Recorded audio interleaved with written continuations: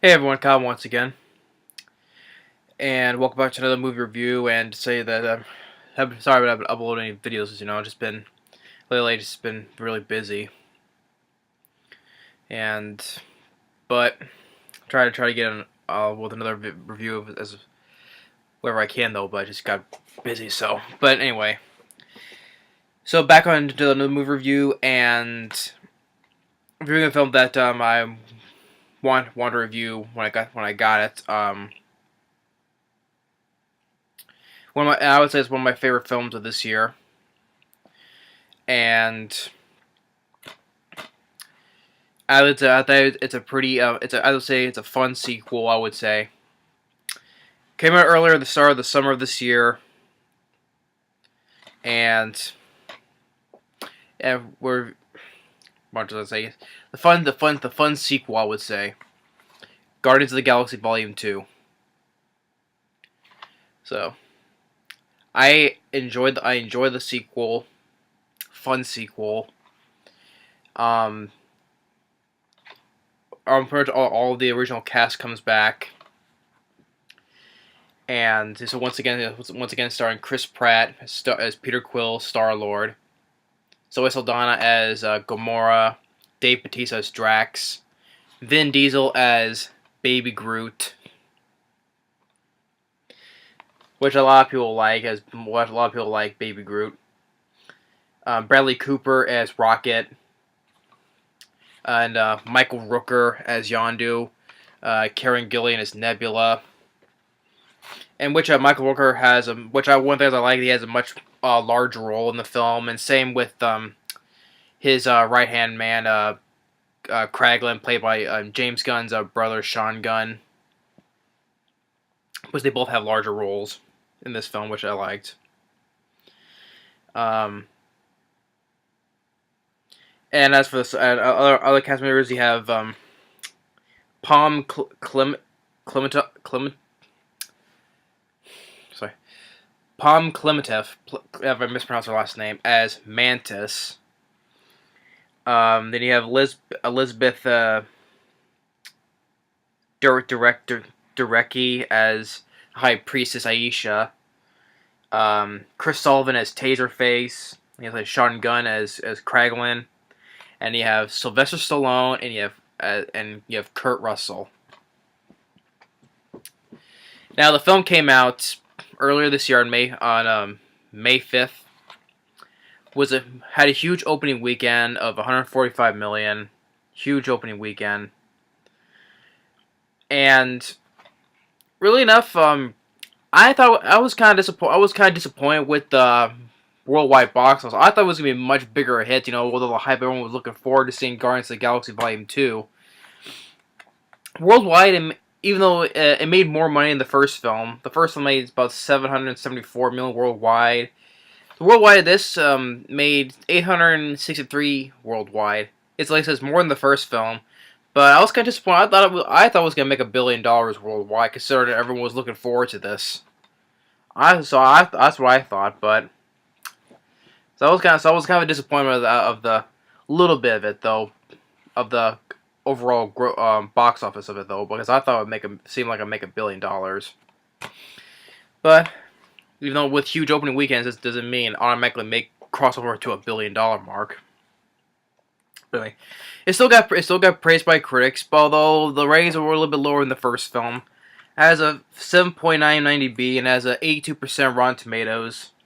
Just a little bit. Rotten Tomatoes definitely lower than the first film's rating. And I think it's a little bit lower than the first film. I think. I forget what the first one was on IMDb though, but still. But the cast, once again, the original cast do a good job of saying what, and I like the supporting cast as well. The film is about 2 hours and 16 minutes.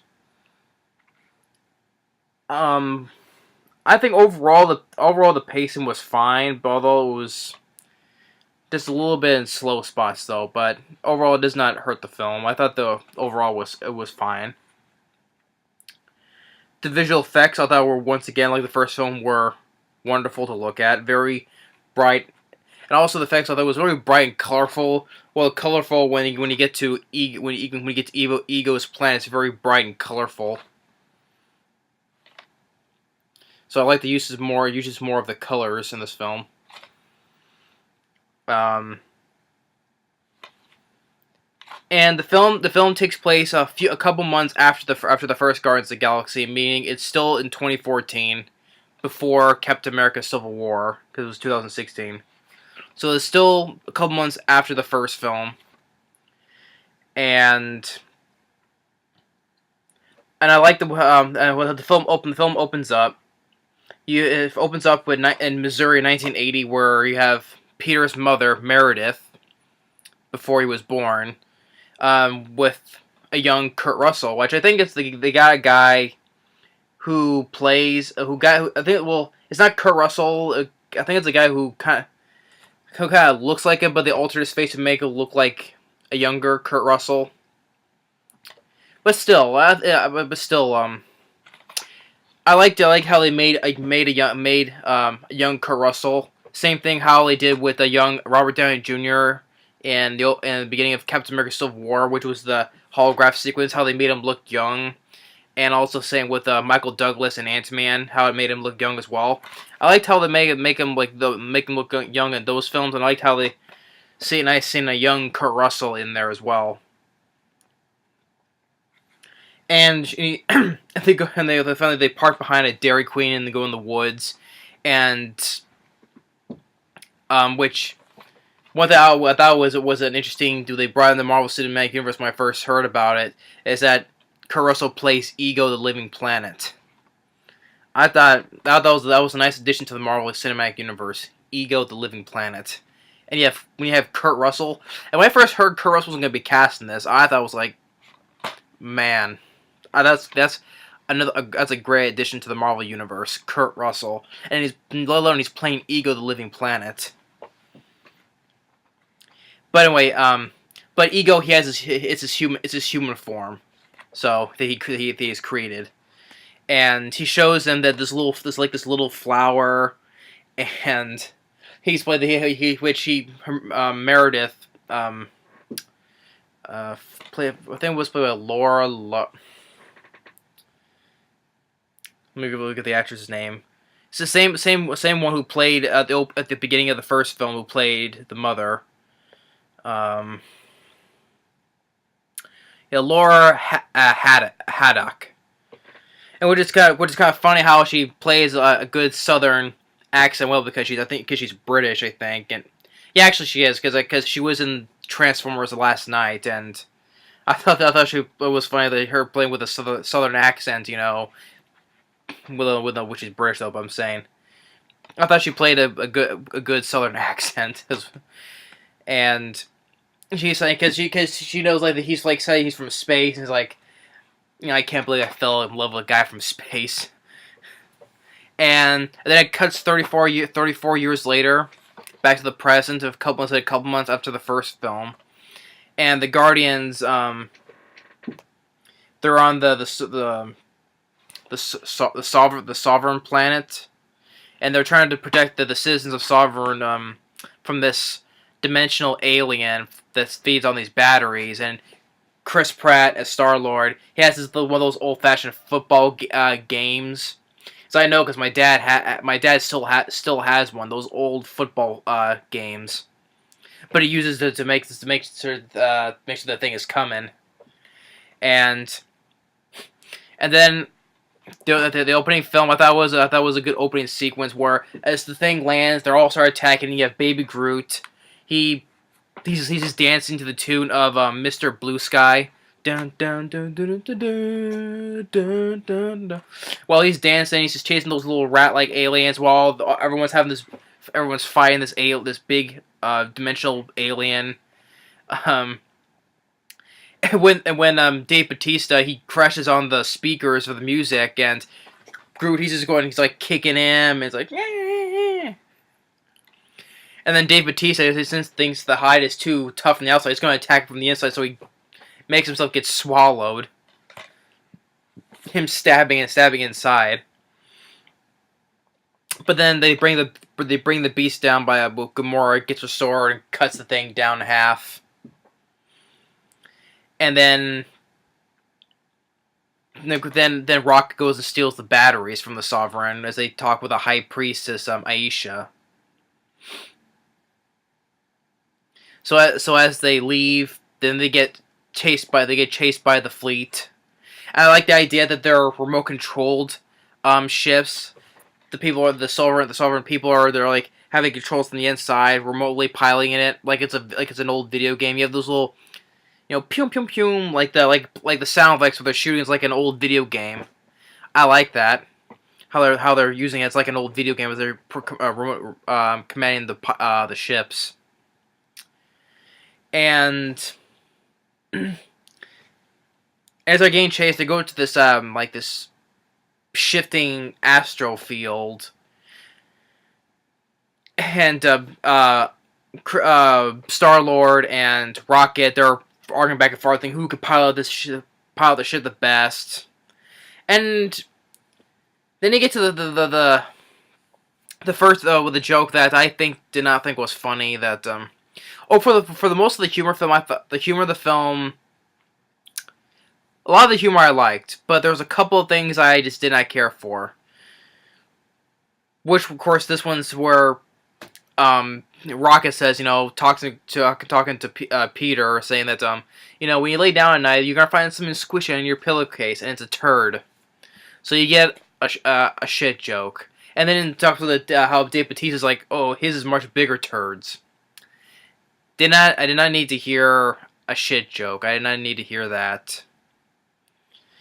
And then they get surrounded by more ships. They're all getting attacked from all sides, and all of a sudden, this lightning destroys all the ships. And that's what Rocket sees, a ship, and you see little Kurt Russell waving at them, so he destroyed all the ships. As they go through the jump, which is a portal to another part of to get to this one planet called, what was it, Bearheart? It's in the woods. So then Peter's arguing with some more with Rocket, and then the ship lands, and you have Kurt Russell as Ego, and we have Klementieff,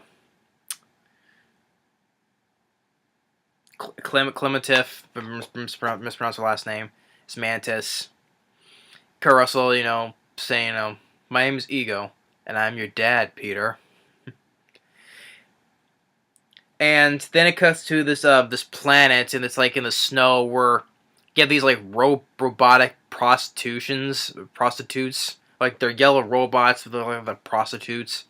So Michael Rooker coming back as Yondu, and then he sees Sylvester Stallone as Stakar Agord, which in the comics he's Starhawk. And I thought it was another great addition to the Marvel universe. Even though Stallone's his role in this film is a much smaller role though, but still, I thought it was another great casting to bring into the Marvel universe.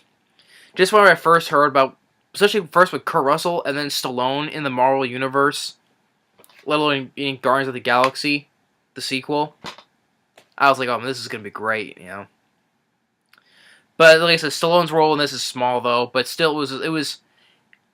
He's like, I just think of Stallone. He doesn't seem the type of guy to be in a comic book film, let alone be in a Marvel film.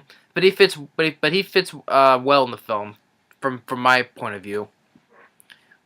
Same thing with Kurt Russell. But Stallone, that like his, and plus it was nice to see Stallone with Michael Rooker because they were both together in Cliffhanger, which I really do enjoy. I enjoy Cliffhanger a lot. Although it was sad to say that Kurt Russell never got to share a scene with Sylvester, because that would been even better. Because Tango and Cash, I would love to see them share a scene together. But I'm fine with the Stallone with Michael Rooker Cliffhanger. That's good too. But their characters, they know, because like Stallone, he's like one of the original Ravagers, and he exiled Yondu because for what he did, because he broke the Ravager code. Which he started shouting at each other. It's like, well, you gotta listen to what I gotta say. I don't gotta listen to nothing. You betray the code. Ravagers don't deal in kids. I told you before. I didn't know what was going on. Yeah, no, you don't want to because I made you rich. And then and Yondu's keeping going. It's like, I demand a seat at the table. I wear these flames, same as you. You may dress like us, but you never hear the horns of freedom when you die, Yondu. And the codes of a gourd will never flash over your grave. You think that I take any pleasure of exiling you? You're wrong. You broke all our hearts. It was fun with fun back and forth with Stallone and Michael Rooker. So, and then you don't see Stallone until the end of the film. But it was good to see Stallone anyway. It's always nice and always good to see him. So then the other Ravagers, you have Taserface by Chris Sullivan saying he's going soft, and then he says and decides if there's wants to be a new leader in the Ravagers, and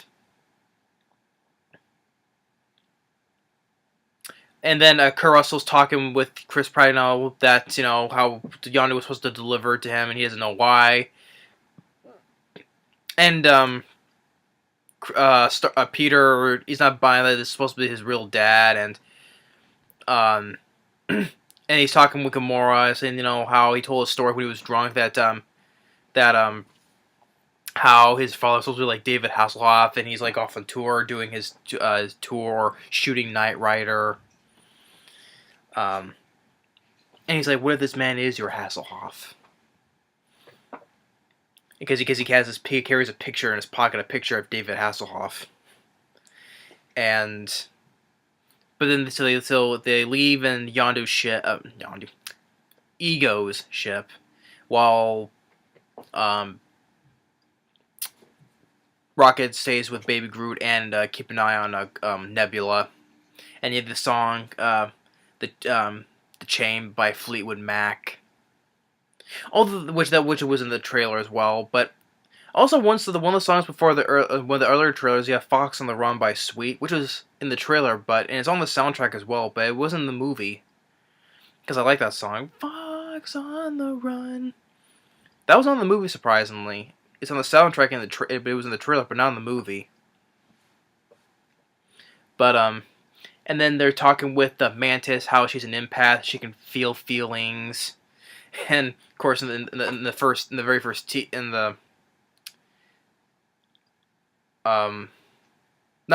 but in the second trailer, that she touches Peter and saying that you feel love, no sexual love for her, and then Bautista just bursts out laughing. She just told everyone your deepest, darkest secret. You must be so embarrassed. Dave Bautista, he's funny. I just laughed when he started bursting out laughing. And she was gonna touch Gamora and was like, touch me, and the only feeling you're gonna feel is a broken jaw. So, and she also has the power to put people to sleep as well. Tell someone sleep, and it puts Dave, which she does for Kurt Russell, but did to Bautista and made him sleep. And then with Rocket, the Ravagers, they found where their ship is at, and I like this scene with Rocket. It shows that he's hold his own on his own. How he sets all these traps for the Ravagers, like these darts, and this device makes him jumping back up and down, and there's a song with his Southern Nights by Glenn Campbell, which I think early in the film, earlier this year, Glenn Campbell passed away, I believe. My dad knows Glenn Campbell and likes some of his songs, and I think earlier this year he passed away, Glenn Campbell. So, that's too bad. But I like the song. That's a good thing. The soundtrack, I like all the songs in the soundtrack. I like Mr. Blue Sky, Fox on the Run, which is not in the movie, but it's in the soundtrack. The Chain by Fleetwood Mac, I did like Southern Nights by Glenn Campbell. And then the song when you have when they're approaching Eagle's Planet, you have My Sweet Lord by George Harrison. But anyway, getting back with Rocket, things like beating a couple of guys, and then when Yondu has his arrow, and he was gonna take the batteries and licorice. And then Taserface, once again he's getting all mad because he's not doing what he's supposed to be doing. So like there's some Ravagers that are loyal to Yondu, and the other ones are going to be a mutiny. And Kraglin, Sean Gunn, he sides with Taserface, but then Nebula, he shoots the Yondu's fin off because he tricked the little baby Groot to let her go. So they all get taken up to the ship,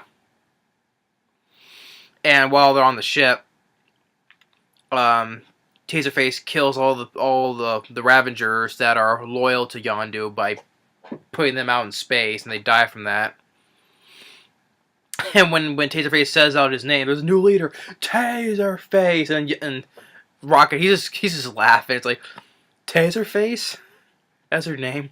Because they think that's not a intimidating name. And it's like, what's your second name? Scrotum Hat? And they're all like, laughing. Bradley Cooper, once again, he's fun as Rocket Raccoon. I enjoy Rocket, the character. And Bradley Cooper does a good job as voicing. Which Sean Gunn, who plays Kraglin, he does the little motion captures for Rocket as well. I did there was the behind the scenes for the first film, and he's doing how he did the little motion captures for the movements of Rocket. So he had two roles to play. Plays Kraglin, and he does the motion capture for the movements of Rocket as well.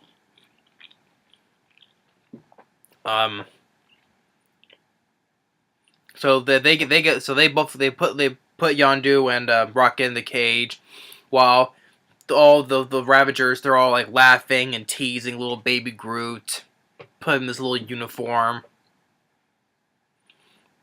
And then while back with Peter, they arrive on Eagle's planet, very colorful looking planet. Explain that he's a celestial, a small god, and he explains how he was created. Well, he isn't sure where he came from, how he was created. He grew bigger, smarter, stronger. He created this whole planet, and then let alone the whole planet is himself. And of course, the comics, Eagle, the living planet. He's a living, talking planet.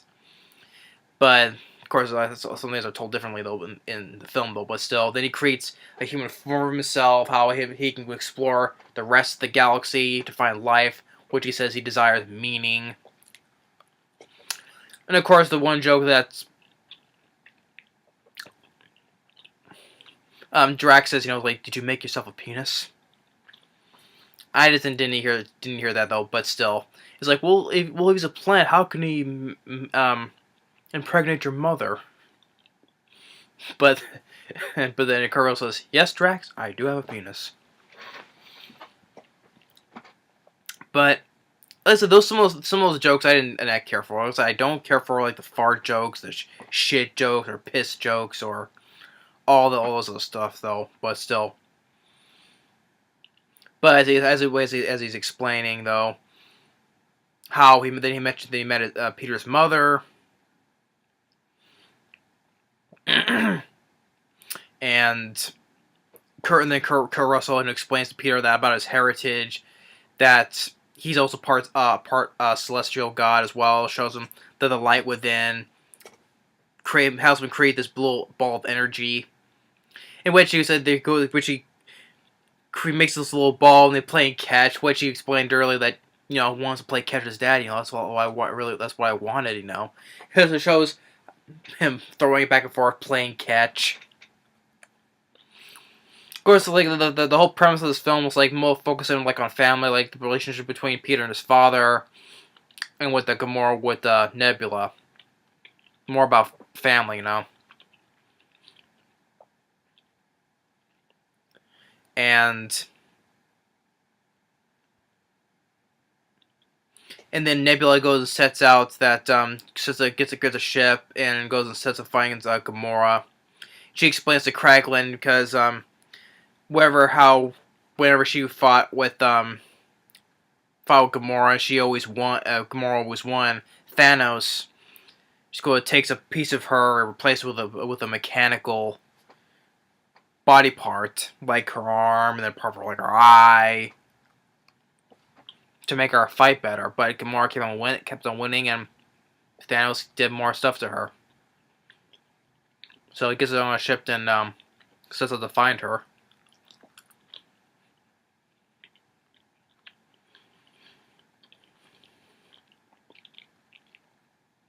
So, and then back on the Ravager ship, Yondu's talking with Rocket, and then of course that little baby Groot gets toyed with. They get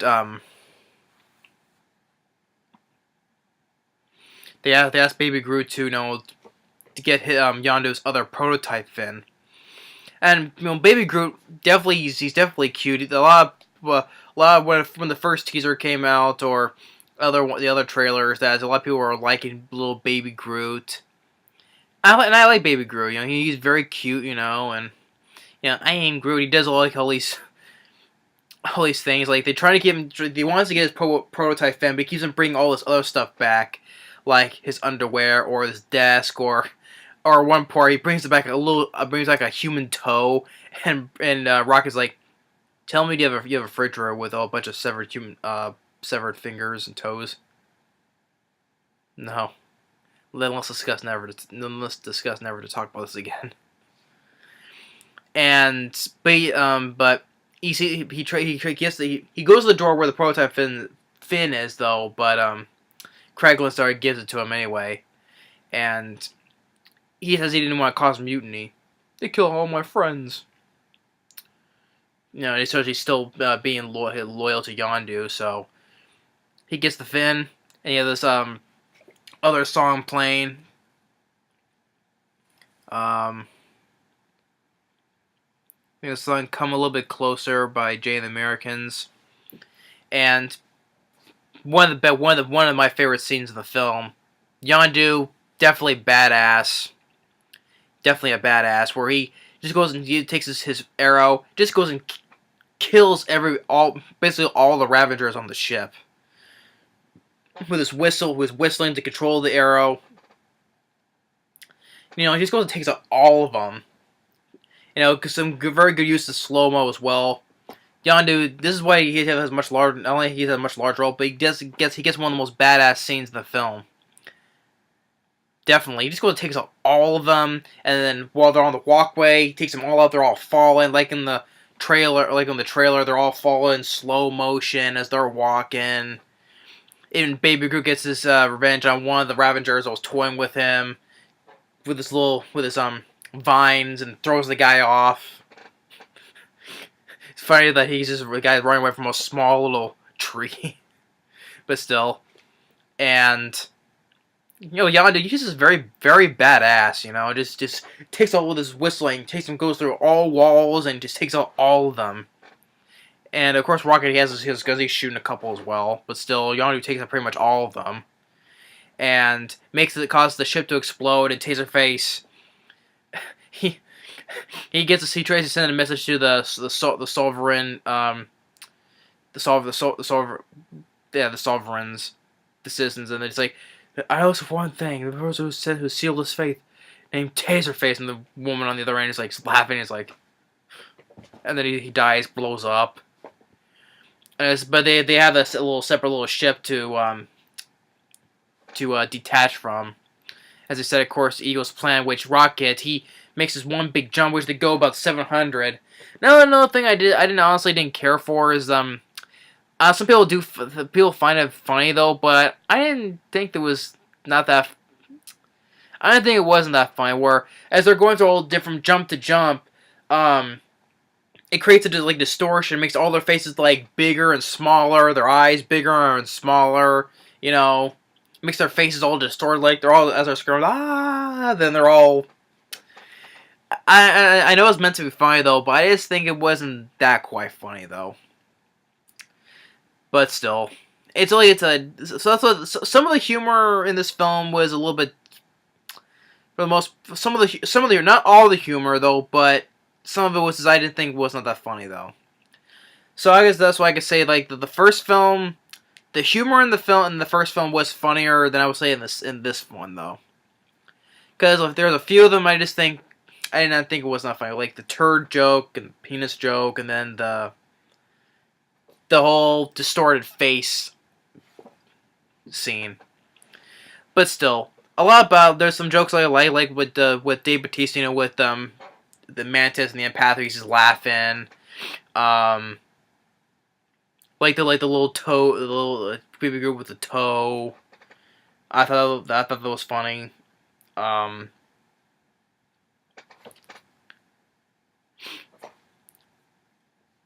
But still, and then Kurt Russell's talking with after when Peter fights with Gamora about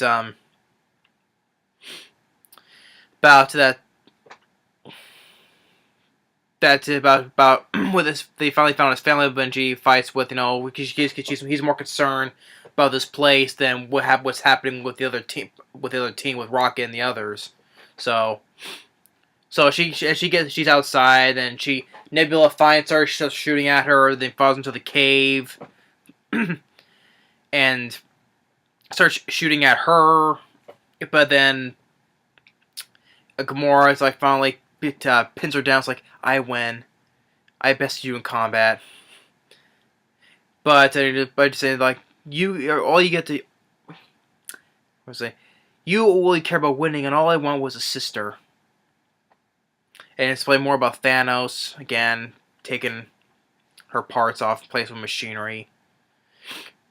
And then Kurt Russell talking with talking with Peter, that he's listened to by Looking Glass, Brandy, which was also playing at the opening of the movie. So he goes and talks to him, and then how he explains more, gets him back into the hall to explain more about his meaning. And then he touches him, puts you see his eyes change, so you can see more about the universe. But I thought, I'm sure some people expected though, but it turns out that it wasn't just Taserface or Aisha, it's Ego who was the main villain. And I think Kurt Russell, he pulled off the villain as a fantastic villain. The whole thing when he reveals his evil plan, Kurt Russell, I thought he did really wonderful. He was excellent, and I thought he sold it as a villain. Because, the first time, I am not alone! Or when the music was playing, that when he talking about the expansion, how he put the little flower that was at the beginning of the film, it's only small parts of himself that he put into every single plan where he's been, and he used it to create that everything will be about him. Everything is me. And when he says that, when the look on Kurt Russell's face when he explains that everything is me, and the music playing, when he shows that how he's an evil guy, and Kurt Russell he really pulled it off as a bad guy. To me, he was the best bad guy since Ultron to me, because he was definitely a better villain than Ronan in the first film. Better villain than Zemo in Captain America: Civil War. I would probably say I enjoy Mads Mikkelsen as Caecilius in Doctor Strange. That's a hard one. I'll probably have to pick Kurt Russell because I enjoy Kurt Russell more than Mads Mikkelsen though. Yeah, I'll probably have to say I like Caecilius. I enjoy Mads Mikkelsen. But I love Kurt Russell more. I had to definitely have to pick Ego. He just how Kurt Russell delivered it as a villain very perfectly. He's definitely one of the better villains I've seen in the Marvel Universe. Same with the James Spader who did as Ultron. And then when Nebula and Gamora find the bones of his children, like thousands of bones of thousands of children, and this is the reason why that he asked Yondu to. This is the reason why Yondu broke the Ravager code, because of he's been taking children, and that's why he was exiled, because of that, because he's been taking children to bring to Ego, and he was supposed to. The reason why he's supposed to bring Peter. So, and but then he goes and says about Peter's mother. It's like, it broke my heart to put that tumor in her brain. That's what she died from. He goes and blurs that out, and then it snaps Peter out of that trance, and all of a sudden he goes boom boom, shoots him right away. And it's like, who in the hell do you think you are? You killed my mother. And Carlso just goes from his tone from a menace, evil menace. He brings up his power and just penetrates Peter to zap out his life source. Like, I want to do this together, but now it seems like you're going to have to spend the next 1,000 years as a battery. Because the whole time because he couldn't do all this power for himself, so he needed 2 Celestials. It would take 2 Celestials, because that's why he needed Peter, because all the children that he had created didn't possess the genes that Peter had, and that's why he killed them. So, but now that Peter did, and that's why he uses the power to create more on the expansion. It shows the one that was from Earth and all the other planets starts creating this big blob type of thing, and it starts covering the whole Earth. You see clips of it on Xandar from the first film and some other planets. And then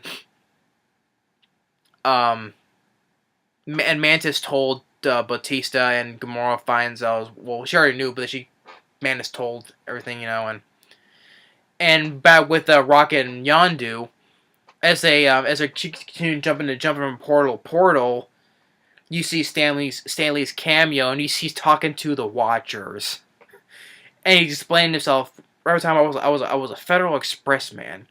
He's talking about his cameo in Civil War, which created, because the fan theory was that a lot of people thought that he was playing the same character as a Watcher type of character, which that really is, because he's explaining his cameos to the Watchers, and the Watchers, they look pretty much exactly like how they are in the comic books. I think whoever the design of the Watchers, they look exactly like they are in the comic books. Like big bald head, the wide eyes, then the design of their costumes is. I think they got the Watchers pretty spot on. And plus that's another good addition to the Marvel Universe, adding the Watchers in there.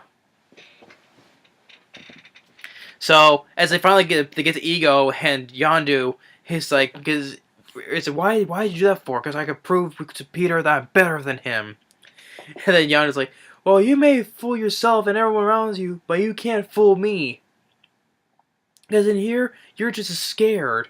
And the people who made you don't give a damn about you. You're just like me. My parents, they gave their own little baby to slavery. And you know what? Just because a little bit of love to fill that emptiness. And you know why I know this? Because you are me. And I like the chemistry between Rocket and Yondu. Explaining to Rocket that he is him. And then as they go to the planet, you see, like in the comics, Ego the Living Planet, a planet with a face. You see Ego's face on there. Which, and I think the comics that he's green, Ego the planet is green though, but still, and you see this is mostly red. But still, it was still to see the face on the planet. Hence, Ego the Living Planet. I enjoy that scene where it shows the whole planet with the face. How the character is in the comics, the planet with the face. It was good to see the actual living planet with the face on there. And then he takes that small ship with Rocket, and he's about to absorb as well, rams the figure of Ego. Hey there, jackass! Which he said at the end of the first film, He's like, yeah, that guy was a jackass. He says it right there. And as everyone gets on board, and um, yeah, Peter goes, it's like, as you see Kurt Russell, it's like his character with that, like, he's like, that's my freaking father. So they go down to below the surface to get to the to Ego's core to destroy him. And then the Sullivan fleet, they're right behind him. You have that song, Wham, Bam, Shang-a-Lang. That's another good song as well. They follow him down there, and Yondu's like, oh hell! And Drax, Gamora, and Mantis, they fall down. As well, Ego is about to attack them, and Mantis uses her empath abilities to put him to sleep. And then you get that scene in the other trailer while Rocket's discussing with the Baby Groot about the detonator. Don't push this button. And he's like, I am Groot. I am Groot. No. And it's like, does anybody tape? Does anybody tape with that? I want to put some tape over the death button. And I like how while Peter's asking everybody for tape, it just focuses on Rocket and Baby Groot just sitting there while Peter's asking everybody for tape. So Baby Groot takes the detonator, goes down into below to find the core. And then the Sovereign Fleet are there. They get destroyed, and Ike's like, no.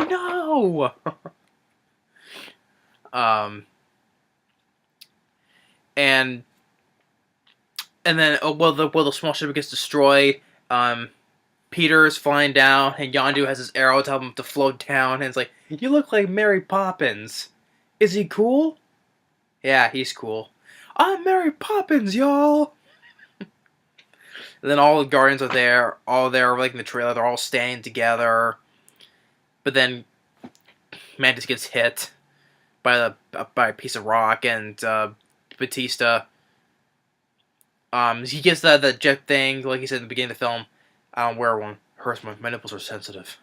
Yeah, that's another thing. He gets to hear about his nipples as well. But still, he takes her up to carry her to the surface while Crowden is up there. Then the rest of them, they're all, Gamora and Nebula, they fall down. They're trying to get back up, and Peter, Rocket, and Yondu, they're fighting. Ego. And Ego's, like, just stop pissing me off.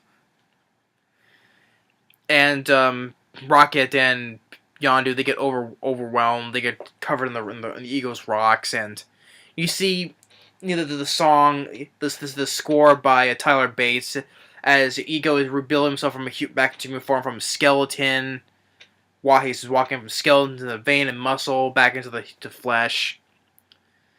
Good effect of how the human form is being rebuilding itself. And Giannis like, I don't use the arrow I don't use my head to fly the arrow, Quill. I use my heart. Well, this is before it gets covered up. And everyone's thinking about to die. Everyone's about to die, but then Peter, he thinks about all of his friends and with his mother listening when he was a kid. And you see Yondu teaching Peter as a kid how to shoot a gun in a flashback. And he channels his true abilities. And it's like because he's like, because when we had him hooked up when Kurt Russell had him hooked up the first time, he crushed his Walkman. And he's like, you never should have killed my mother and squished my Walkman. So he gets his true abilities. They're both fighting at Fleetwood Mac's the chain plane. And what part is they're lunging towards each other, like Ego makes a bigger version out of rocks, a bigger version of himself, and Peter he makes a giant version of Pac-Man as well. But then Baby Groot, he finds Ego's brain. It's a giant brain. He puts the detonator on, which I like. He didn't push the death button. He pushed the right button except for 5 minutes. Everyone gets out of there. Which, except for Yondu, tells, talking to Rocket's like, let me have this, I never done anything right my whole life. Let me have this. And Groot's like, I am Groot. What's that? He says, welcome to the frickin' Guardians of the Galaxy. Only he didn't use frickin'. And then the bomb's about to go off. Kurt Russell, like, listen to me. You are a god. If you kill me, you're just gonna be just like them. And Peter's like, what is so wrong about that? No! The bomb goes off, destroys Ego. The human form disintegrates in his hands, and Peter's abilities fade away. And then he gets rescued by Yondu. It's like, he may have been your father, but he damn sure wasn't your daddy. And it's like, I'm glad you're my boy. And he looks at him. So the sense that he tells him that he is his real father. Because as I said, ever since he kidnapped him, he basically raised him like his son. And you get a good emotional you get a little emotional scene when he put the emergency spacesuit on Peter and does self-sacrifice. When he goes up into space, and he dies, and you see the emotional scene where Peter's like, no. That was a good emotional scene, because I like Michael Rooker and I like Yondu. He did all this. He died a hero, basically self-sacrifice. And with help with Tyler Bates' score during that scene, it gave it a little an emotional scene. And then they all give him his funeral. He puts out the little Troy doll that Peter gave him at the end of the first film. And he had the little thing that he had, and he puts on his in the first film he had on his he had it on his plane when he crashed down. He had it's a little blue thing. I don't know what it is though, but he had it in the first one. They put all that stuff there for his funeral, and Peter saying that he was looking for I thought David Hasselhoff was his father, but turned out it was Yondu. He didn't have a voice of an angel, but he had a whistle like one.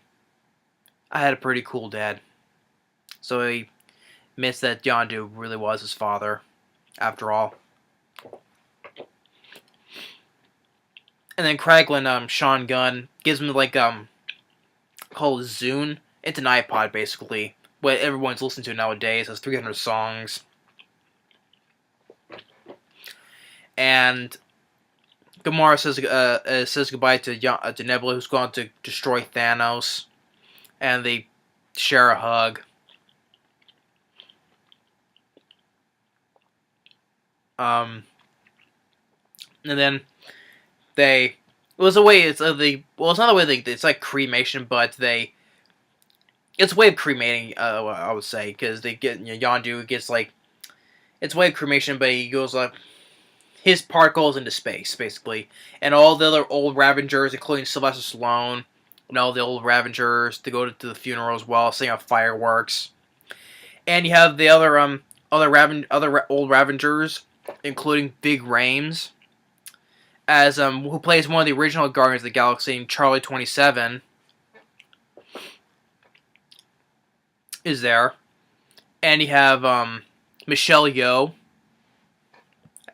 is there as well. Michelle Yeoh plays Stakkar's female counterpart, Alta Gord. I think that's in the comics as Starhawk's wife. I think because they have the same last name. But a lot of the original Guardians of the Galaxy, the original on the comic, because Yondu in the comics, Yondu was one of the original ones as well. So, and as the credits are going, you have Cheap Tricks playing Surrender, which I like. I really enjoy the song by Cheap Tricks, Surrender.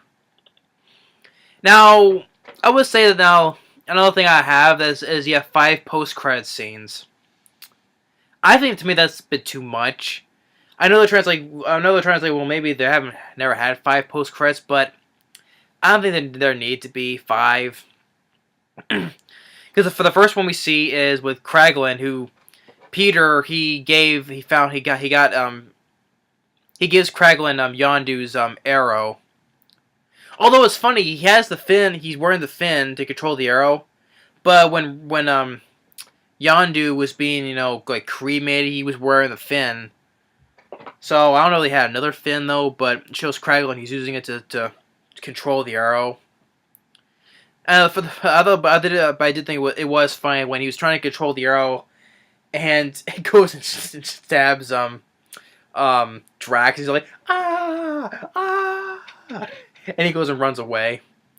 And then next one I think is my favorite of the post credits is still Stallone talking with his original team. So talking with his original team. It's a shame that it took the tragedy of losing Yondu to bring us all together again. But I think you'd be proud knowing that we're back as a team. Big Rames, I'm in. And you have this diamond head one. Where is it? I think it's Martinex. And actually, the guy who plays the Diamond Head in the name Martinex is played by Michael Rosenbaum. I think that's the guy who played Lex Luthor in the show Smallville. Really enough, he says dope, and you have this little robot head. What was it? Yeah, you have this robot head named Mainframe. It was voiced by Miley Cyrus. Really enough. Saying, I miss you guys so much. And then Michelle Yeoh says, hell yes. And then you have this silent creature does like magic from Doctor Strange with thumbs up, and then Stallone says, what say we steal some shit? And then the next scene you have I forgot they do the switch around, but next one you have what it's sometime later is when Groot, he's now a teen. He's like, I am Groot, talking like a teenager playing a game, and then Peter's like, I know how Yondu felt. I think by the time Groot grows up to be like a teenager, I think that's like around the time of when Infinity War comes. I think. Because I don't know how many years it's been. Because I guess it's sometime later. Because I think when I read up, it says that scene right there is like in Infinity War. I think. Could have been wrong on that though, but and then it shows back with the High Priestess Aisha that she has another thing to destroy the Guardians. And they have this big huge case. He says, I think I should call him Adam. Hence the name Adam Warlock. Which I have the first appearance of Adam Warlock, but originally on the front cover it says him, not Adam though. But that is the first appearance of Adam Warlock. And then the last one it shows, it ends with Stan Lee as the Watchers are walking away. It's like, hey, wait, come back. How am I supposed to get a ride home? But yeah. I think we didn't need we didn't need 5 post-credit scenes though. One of them definitely I'll keep is Stallone's scene. I'm not sure about all the other ones though, but still. But Guardians of the Galaxy Volume 2, I didn't mean to make this like an hour-long review though, but still, I enjoyed the film. Yeah, some of the humor, I would say the humor is a bit of a step down because there's a lot of stuff like the humor that I did not care for. I didn't think it was funny though, but still, I still did get some chuckles out of the other ones though, but still, the humor is a little bit down than the first film. But the cast, once again, especially the original cast, do a really good job. Although for the most part, the most of the entire film they're split up because it's Rocket with Groot, then with Yondu. And well, the rest are with Ego, and so there's not much of some. I would say that Yondu, he definitely got the most badass scene with his arrow. Michael Rooker did a really good job, and as Yondu, I really enjoy him. It's too bad that they killed him off, though. But still, he gave a nice emotional scene at the end, though, and he's still very badass with his flying arrow. Definitely one of the most badass scenes in the film, hands down. But as for Chris Pratt, once again, as Star-Lord was good. Same with Saldana, Dave Bautista, Vin Diesel's Baby Groot, Bradley Cooper was Rocket. Karen Gillan as Nebula, she was still once again still good. What's her name who plays Mantis? There's some of the stuff that's like, you know, when she's first talking with Drax, like, what are you doing? I'm smiling. I'm how the way I don't know if her performance, like, you know, how, oh, I don't know. I think she was not terrible. I will give that, though. I thought she was still fine as Mantis. This is how I guess the way the way she speaks as the character of Mantis, but no, the overall she was not that bad. The Elizabeth Debicki as High Priestess Aisha, Chris Sullivan as Taserface. They were there all right. You still get some good makeup effects as well, especially on Taserface. Sean Gunn as Kraglin. He was still fine as Kraglin. Sylvester Stallone, as a small role he is, it was nice to see him in the Marvel Universe. He fits well, and they want plans to see more of him. I do want to see more of Stallone. I definitely I want to see more of it with him and the original Guardians of the Galaxy in future films. They want to plan to use more of Stallone. I want to see more with Stallone in the Marvel Universe. Definitely there. If anyone thinks so, if anyone thinks that everyone wants to see Stallone more in the Marvel Universe, feel free to leave down below in the comments. Because I really want to see Stallone more in the Marvel Universe. Definitely. I think he could pull it off with him with Starhawk and along with the original Guardians of the Galaxy. Even though -1 because Yondu was one of them. And Kurt Russell, he was just phenomenal. Phenomenal as Ego, the Living Planet. From pulling the wool over everybody's eyes, thinking he wants to be a good father and all that, until the very end shows what an evil villain he is. And he definitely, I would say one of the best parts of the film, besides Yondu's badass scene, but Kurt Russell, performance-wise, he was just phenomenal. I loved Kurt Russell in this movie. Definitely one of the best Marvel villains I've seen, next to Ultron. Everyone still hates Ultron, but I loved Ultron in that movie. But Kurt Russell as Ego, and his whole plan, he just sold it. Just sold it. But and James Gunn directing, once again, very good. The score by Tyler Bates was good. I enjoy a lot of the songs from the soundtrack. So, and the pacing, it's a little bit slow spots, but it didn't drag on that much though. And they already have plans to do a third one, like in the next few years. But I look forward to seeing the Guardians of the Galaxy in Infinity War. I look forward to seeing them in Infinity War. But yeah. But I just say the Cursor, he just plays such an excellent bad guy. I just think he played I think he played a much better bad guy in he played more of a much better bad guy than David Thewlis as Ares in Wonder Woman. And I know, speaking of that though, I got a lot of stuff. I got a lot trashed about. I got trashed about Wonder Woman, but I'm not wrong for what I have to say though. I think to me, Caruso is a much better villain than as Ego Living Planet than Ares. David Thewlis. But it's definitely one of my favorite films. It's not. I would say it's not one of my top 3 though, but it's in my top 5. It's definitely in my top 5 favorite films of this year. But I'm not. Maybe it's in my top 3, but it's definitely in my top 5. But yeah, with the great Yondu, Michael Rooker was great with his badass scene, and Kurt Russell, phenomenal villain. And it was great, especially it was great to see Stallone in a Marvel film. I would love to see more of him in future Marvel films.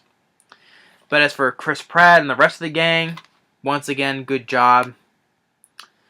I'm gonna end it right here because I'm going on an hour right now. I didn't mean to go on this long though, but still. But I still had fun with the film. But anyway, yeah, I better stop right here. Thanks for watching. Stay tuned on the next movie review. Later.